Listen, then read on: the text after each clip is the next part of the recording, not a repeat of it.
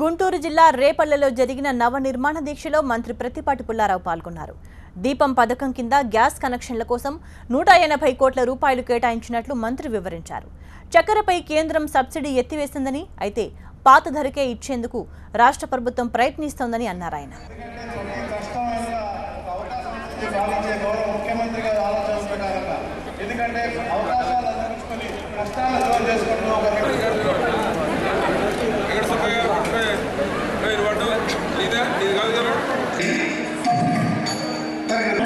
చంద్రబాబు నాయుడు గారు కంబైన్డ్ స్టేట్లో కూడా ఇంత కష్టపడలేదు.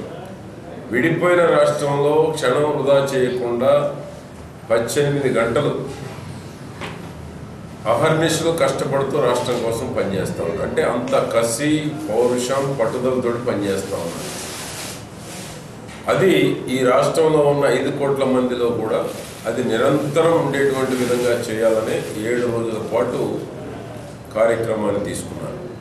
ఈరోజు ముఖ్యంగా ప్రధానమైనటువంటి ఎజెండా సంక్షేమం. ఈరోజు ప్రధానంగా 47 లక్షల మందికి పెన్షన్లు ఇస్తున్నారు. 1,42 లక్షల మందికి రేషన్ పంపిణీ చేస్తున్నాం. బియ్యం ఇస్తున్నాం. కిలో మనిషికి 5 కేజీలు ఇస్తున్నాం. 7 మంది ఉంటే ఒక ఇంట్లో 35 కేజీలు ఇస్తున్నాం. 8 మంది ఉంటే 40 కేజీలు ఇస్తున్నాం. గతంలో 20 కేజీలు మ్యాక్సిమం ఉండేది. గుంటూరు జిల్లా గురజాలలో జరిగిన నవనిర్మాణ దీక్షలో ఎమ్మెల్యే ఎరపతినేని శ్రీనివాస్ పాల్గొన్నారు. ప్రభుత్వం చేపట్టిన సంక్షేమ పథకాలను ప్రజలకు వివరించారు. సంక్షేమంలో ఏపీ నెంబర్ 1 అని అన్నారు ఆయన.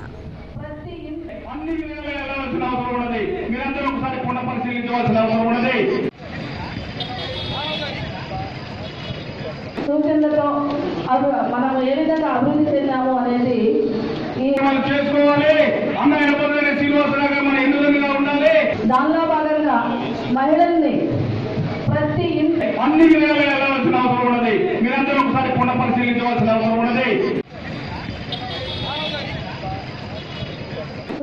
అటు తెలంగాణకి 20,000 కోట్లు మిగిలిన బడ్జెట్ ఇచ్చి, మనకి 20,000 కోట్లు లోటు బడ్జెట్ ఇచ్చి, ఒక రాజధాని లేని రాష్ట్రంగా పరిపాలన ఎక్కడి నుంచి చేసుకోవాలో తెలియని విధంగా కూడా మన రాష్ట్రాన్ని రోడ్డు మీద నిలబెట్టి ఆంధ్రుల ఆత్మ గౌరవాన్ని గతంలో ఎన్టీ రామారావు గారు చెప్పినట్లుగా గతంలో ఢిల్లీ వీధుల్లో తాకట్టు పెడితే మరలా ఈరోజు అదే ఢిల్లీ సాక్షిగా పార్లమెంట్లో అడ్డగోలుగా రాష్ట్రాన్ని విభజించి మనందరినీ కూడా నడి రోడ్డు మీద నిలబెట్టింది గత కాంగ్రెస్ కేంద్ర ప్రభుత్వం, రాష్ట్ర ప్రభుత్వం.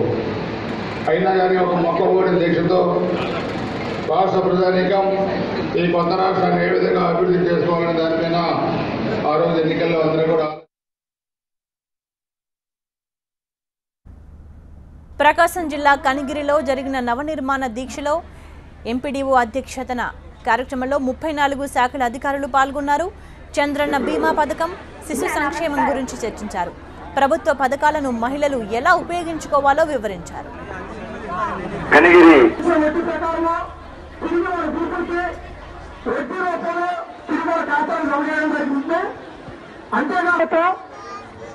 విధానం మార్చి ప్రతి సంవత్సరము ప్రతి మహిళ, ప్రతి గ్రూపు బ్యాంకులో తీసుకోవాలనే ఉద్దేశం.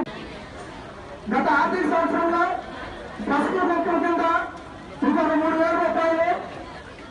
రాష్ట్ర ప్రభుత్వం ఎంతో ప్రతిష్టాత్మకంగా చేపట్టబడినటువంటి నవనిర్మాణ దీక్ష కార్యక్రమంలో భాగంగా ఈరోజు 4వ రోజుకు చేరుకుంది. మరి గత 2వ తారీఖు నుంచి కూడా ప్రతిజ్ఞతోటి ప్రారంభించినటువంటి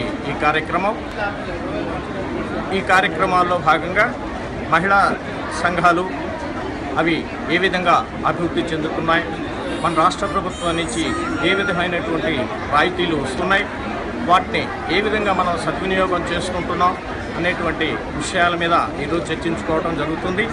అదేవిధంగా మరి ప్రతి కుటుంబం కూడా నెలసరి ఆదాయం 10,000 వచ్చేటట్టుగా రూపకల్పన చేసుకొని ఆ విధంగా ప్రతి పేద కుటుంబం కూడా అభివృద్ధి చెందాలనేటువంటి సదుద్దేశంతో మన రాష్ట్ర ముఖ్యమంత్రి వర్యులు గౌరవనీయులు నారా చంద్రబాబు నాయుడు గారు ఇటువంటి కార్యక్రమాలన్నీ కూడా నిర్వహించి ప్రజల యొక్క అభివృద్ధిని ఆకాంక్షిస్తున్నటువంటి తరుణంలో అందరం కూడా ఈ కార్యక్రమాల్ని జయప్రదం చేయాల్సినటువంటి అవసరం ఉంది. కాబట్టి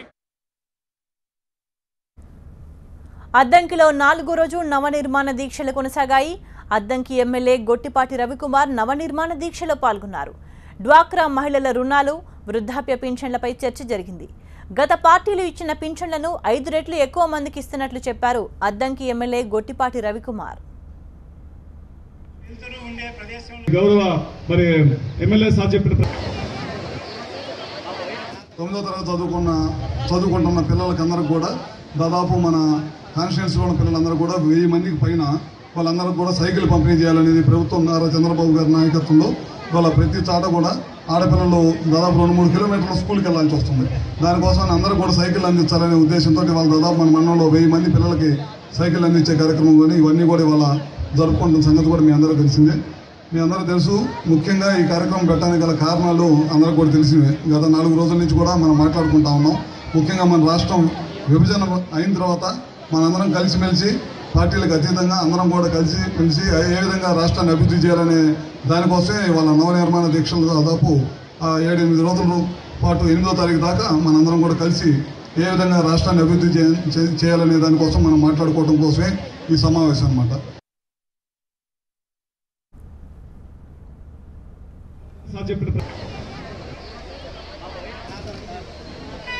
ప్రాణాలను తగ్గించాలనే ఉద్దేశంతో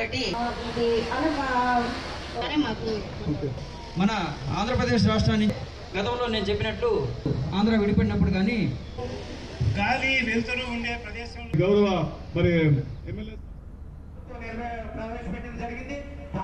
పశ్చిమ గోదావరి జిల్లాలో 4వ రోజు నవనిర్మాణ దీక్షలు కొనసాగాయి.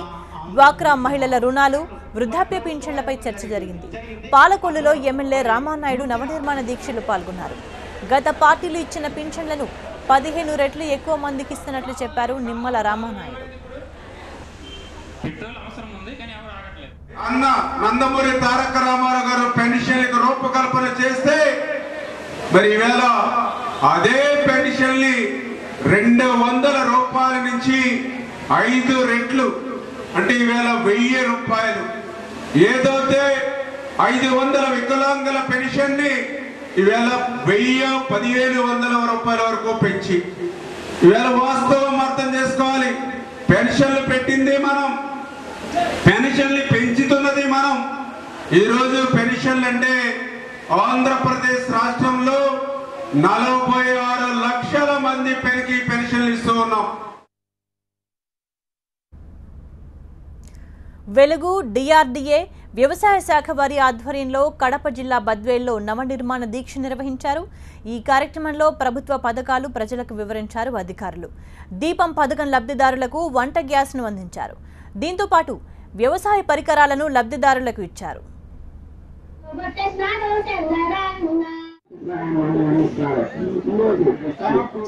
ప్రతి కుటుంబంలో ఏదో విధంగా ఆయన ఇచ్చేటువంటి ఫలాలు ఆయన ఇంటిని సక్రమంగా చేరాలని ఆ ఉద్దేశంతో అనేక సంక్షేమ పథకాలను కూడా ప్రవేశపెట్టి మనం ప్రతి ఒక్కరికి కూడా లబ్ధి చెందేలా ఆయన చర్యలు తీసుకుంటున్నారు. అందులో భాగంగానే హిందువులకు, క్రిస్టియన్లకు, ముస్లిం సోదరులకు అందరూ కూడా వారు వచ్చిన పండుగలకు బాగా జరుపుకునే దానికోసంగా రంజాన్ తోఫాని, క్రిస్మస్ కానుకలు హిందువులకు ప్రత్యేకంగా ఈ కార్యక్రమం కూడా రాష్ట్ర అభివృద్ధి కోసం ప్రభుత్వం చిత్తశుద్ధితో పనిచేస్తోందని అన్నారు స్పీకర్ కోడెల శివప్రసాదరావు. గుంటూరు జిల్లా సత్తెనపల్లిలో నిర్వహించిన నవనిర్మాణ దీక్షలో ఆయన పాల్గొన్నారు. ప్రైవేట్ స్కూల్స్కు ధీటుగా రాష్ట్రంలో ప్రభుత్వం పాఠశాలలు నడిపిస్తున్నట్లు చెప్పారు. కేంద్రీయ, జాతీయ విద్యా సంస్థలను రాష్ట్రానికి రప్పించి విద్యకు అధిక ప్రాధాన్యత ఇస్తున్నట్లు చెప్పారు ఆయన.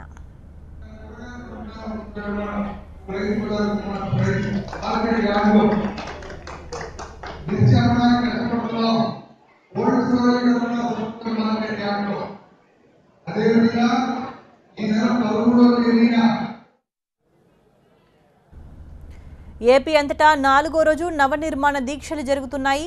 ఆంధ్రప్రదేశ్ విభజన చట్టం హామీలు అమలుపై సమీక్ష జరుపుతున్నారు. పెద్ద ఎత్తున ప్రజలు ఈ కార్యక్రమంలో పాల్గొంటున్నారు. విజయవాడ ఏ కన్వెన్షన్ సెంటర్లో జరిగిన దీక్షలో మంత్రి దేవినేని పాల్గొన్నారు.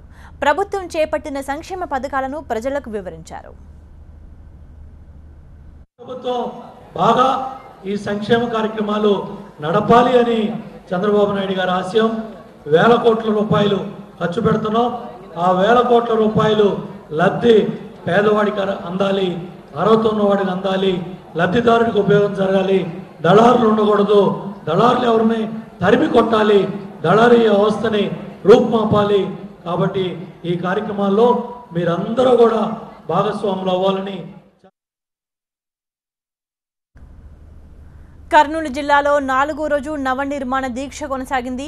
ఆళ్లగడ్డ సాయి పబ్లిక్ స్కూల్లో జరిగిన కార్యక్రమంలో నంద్యాల ఆర్డీఓ రామసుందర్ రెడ్డి పాల్గొన్నారు. చంద్రబాబు సర్కార్ చేపట్టిన కార్యక్రమాలను ప్రజలకు వివరించారు అధికారులు.